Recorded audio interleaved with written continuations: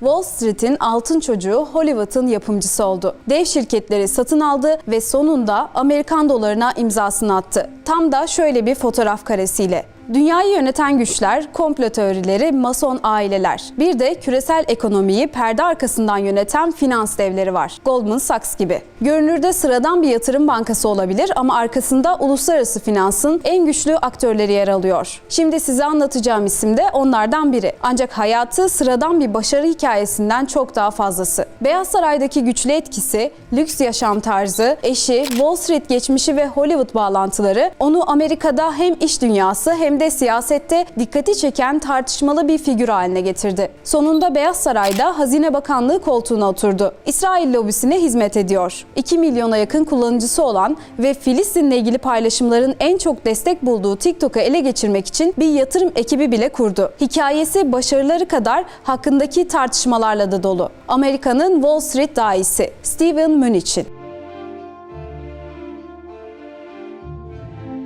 Ben Hamide Coşkun, GZT Dış Haberler Editörü. Bu serinin gelecek bölümlerinde de sizi yeni isimlerle tanıştırmaya devam edeceğiz. Siz de kanalımıza abone olup katılarak bize destek olabilirsiniz. Profilin yeni bölümlerinde anlatmamızı istediğiniz isimleri de yorumlarda belirtebilirsiniz. Nisan ayında İsrail parlamentosu El Cezire'yi İsrail aleyhine yayın yapmakla suçlayarak kanala ait ofisleri kapatma kararı aldı. Bu hamle İsrail'in güvenlik endişelerini gerekçe göstererek basına yönelik attığı ciddi bir adımdı. Ancak işin ilginç yanı Beyaz Saray bu karara endişe verici dedi. Peki ne yaptı dersiniz? Aynı dönemde ABD TikTok'u yasaklama kararı alarak benzer bir yola girdi. Peki gerekçesi neydi? Ulusal güvenlik. Biden hükümeti TikTok'un ana şirketi ByteDance'in Amerika'daki operasyonlarını ya Amerikan şirketlerine satmasını ya da tamamen yasaklanmasını öngören bir yasa çıkardı. Bu yasaya göre ByteDance 19 Ocak 2025'e kadar TikTok'u satmak zorunda. Aksi takdirde TikTok'un Amerika'daki erişimi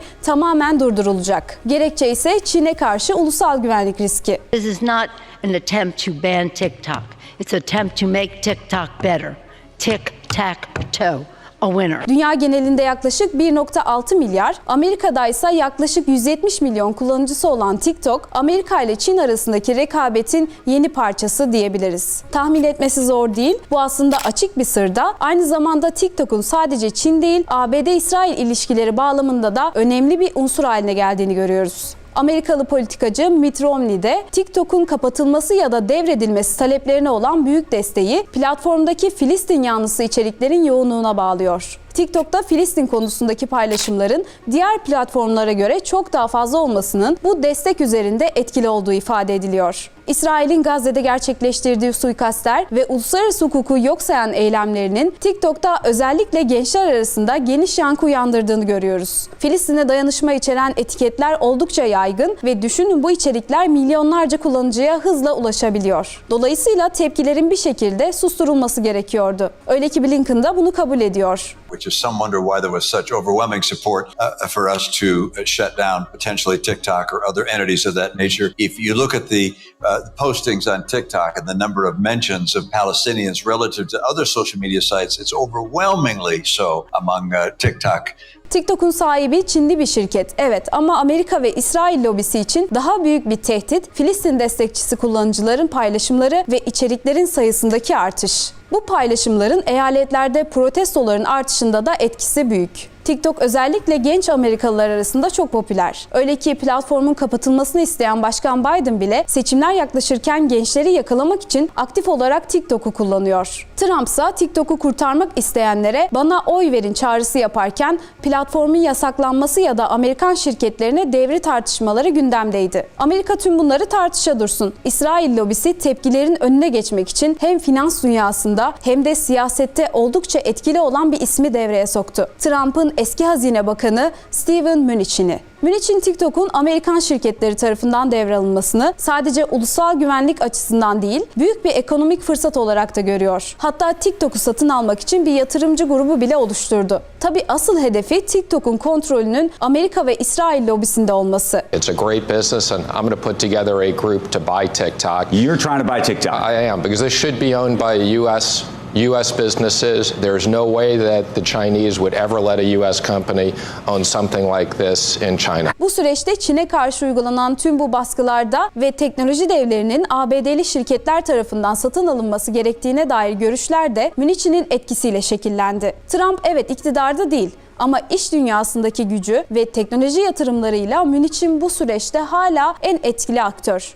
Onu diğerlerinden ayıran da aslında bu. Tabii TikTok'la ilgili bu gelişmeler bize Mnuchin'in finans kariyerinin ve Trump'a olan sadakatinin ona nasıl bir etki alanı sağladığını da gösteriyor. Hatta 30 yılı aşkın finans kariyerine sahip ancak kamu sektöründe hiç deneyimi olmayan birinin imzasının Amerikan paralarının üzerinde yer alması ancak Donald Trump'a olan sadakatinin bir sonucu. Mnuchin medyada hem eleştirildi hem de birçok konuda övgü topladı ancak en dikkati çeken karelerden biri eşi Louis Linton'la 2017'de Mnuchin'in imzasını taşıyan ilk $1 banknotları tanıtırken verdiği bu fotoğraf oldu. Linton'un şık kıyafetleri ve çiftin ellerinde yeni basılmış banknotlarla verdikleri poz sosyal medyada hızla yayıldı. Fotoğraf çiftin zenginlik ve güç düşkünü olarak anılmasına yol açtı. Diğer yandan fotoğrafın fazla gösterişli ve aristokrat bir hava taşıdığı, hatta çiftin Bond filmlerindeki kötü adamlar gibi göründüklerine dair yorumlar da yapıldı. Mnuchin'in medyadaki tartışmalı imajı aslında doğduğu ortamla yakından ilişkili.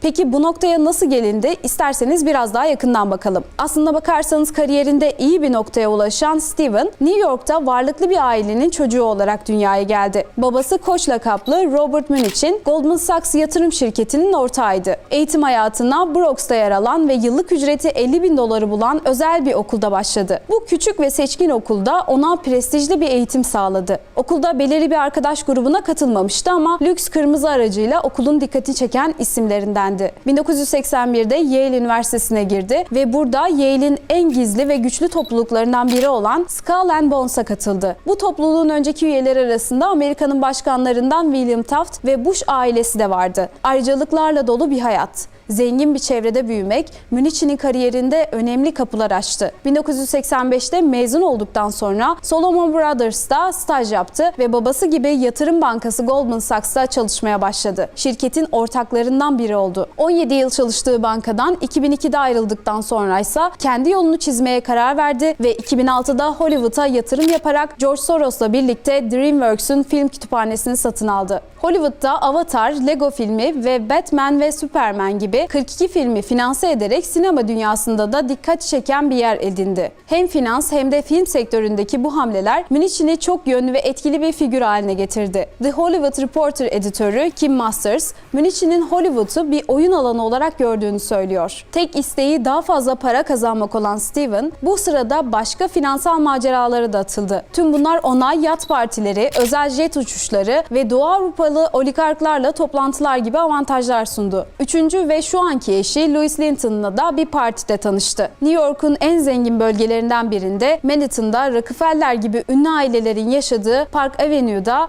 $10,5 milyon bir daire satın aldı. Bu dairede 5 yatak odası, mermer zeminlerle kaplı 7 banyo ve özel bir asansör girişi vardı. Ancak Amerikalılar onu aynı zamanda 2008 yılında patlak veren krizde 36 binden fazla kişinin evine el koyan bir isim olarak da tanıyor. Hatta el koyma kralı olarak adlandırılıyor. Çünkü kriz döneminde batmak üzere olan bir bankayı satın alarak bir grup eski Goldman Sachs ortağıyla birlikte $1.6 milyar bir yatırım yaptı. Bankanın adını OneWest Bank olarak değiştirdi. Ekibiyle birlikte diğer bazı batık bankalarında varlıklarını satın alarak OneWest Bank'i büyüttü. Kısa sürede Amerika'da büyük karlar elde etti ancak sahibi olduğu bu banka binlerce kişinin evlerine el koydu. Lüks yaşam tarzıyla bilinen Mnuchin, görev süresi boyunca resmi iş seyahatlerinde kamu kaynaklarını aşırı kullanmakla da suçlandı. Özel jetlerle seyahat etmesi, lüks tatil yerlerinde vakit geçirmesi ve pahalı gayrimenkul yatırımları yapması onun yaşam tarzının tartışılmasına neden oldu.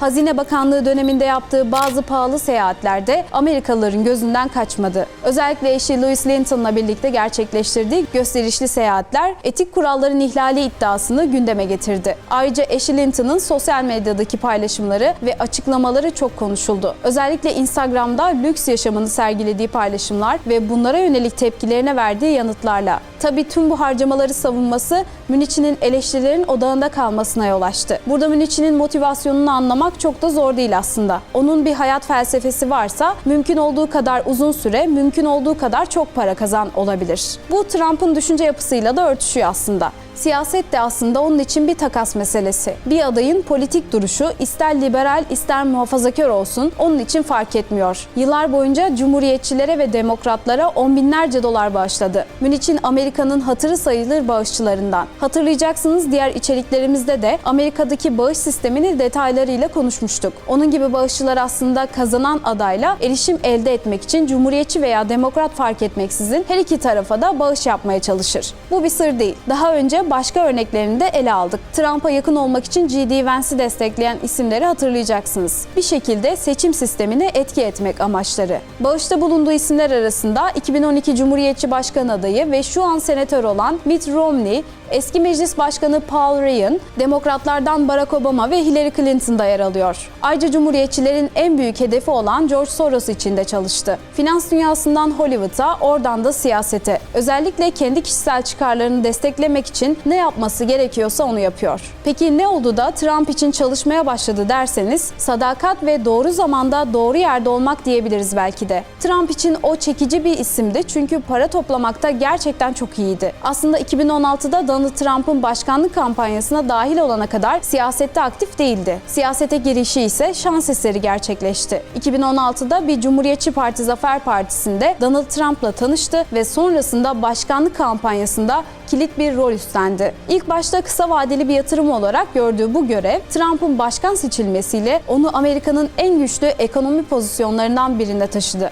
Hazine Bakanlığı'na. Münici'nin Goldman Sachs geçmişi sayesinde zaten finans sektöründe güçlü bağlara sahipti. Ancak Hazine Bakanı olarak bu bağlar daha da güçlendi. Örneğin büyük finansal kararlar ve kurtarma paketleri gibi konularda iş dünyasındaki eski bağlantılarıyla çalışması hem kendi hem de iş dünyasındaki müttefiklerinin çıkarlarına hizmet etti. Bu pozisyon ona büyük bir güç kazandırdı. Trump'ın başkanlık döneminde uygulanan en büyük reformlardan biri olan 2017 vergi indirimlerinde liderliği ele aldı. Bu vergi indirimleri özellikle büyük şirketler ve zengin bireyler için önemli avantajlar sağladı ve Münici'nin Wall Street geçmişi bu reformların iş dünyasında olan katkısını daha da belirgin hale getirdi. Ancak zenginlere sağladığı ayrıcalıklar nedeniyle eleştirildi. I'm not afraid of being fired at all. Very pleased you're not afraid of being fired. Trump yönetiminde Münici'nin sadece ekonomiyi yöneten biri değil, aynı zamanda iş dünyasıyla siyaseti birleştirerek her iki alanda da stratejik adımlar atan bir figür olarak ön plana çıktı. Görev süresi boyunca ticaret savaşları ve Covid-19 pandemisinin ekonomik etkilerine karşı alınan önlemlerde kilit kararlar aldı. Münici'nin kişisel çıkarlarını kamu görevlerinden ayıramadığı eleştirilerinden söz etmiştik. Görevden ayrıldıktan sonra Orta Doğu'daki ülkelerden özel yatırım fonuna büyük yatırımlar toplaması ve bu süreçte devletin gizli servis koruma hizmetlerini kullanması etik tartışmalarına neden oldu. Tüm bunlara rağmen Amerika'da ve İsrail lobisinde etkisini koruyan Münici'nin Trump'ın yeniden seçilmesi halinde kabinede yer alacak ilk isimlerden biri olarak görülüyor. TikTok'la ilgili ciddi bir çalışma yürüten ve dijital dünyada sadece Amerika'nın söz sahibi olmasını isteyen Steven'ın adını daha çok duyacağız. Özellikle İsrail'in Filistin'e yönelik saldırıları sürerken İsrail lobisinin rahat durmayacağı açık. Peki siz bu konuda ne düşünüyorsunuz? TikTok'un geleceği ne olacak? Ben bu içeriği hazırlarken çok keyif aldım. Umarım faydalı olmuştur. Beğenip abone olursanız profilde çok daha farklı başlıklarla yeni dosyaları birlikte incelemeye devam edeceğiz. Merak ettiğiniz tüm detayları yorumlarda belirtebilirsiniz. İçeriğin editörü olarak yorumların tamamını okuyup cevap vermeye çalışacağım. Düşüncelerinizi merakla bekliyorum. İzlediğiniz için teşekkür ederim.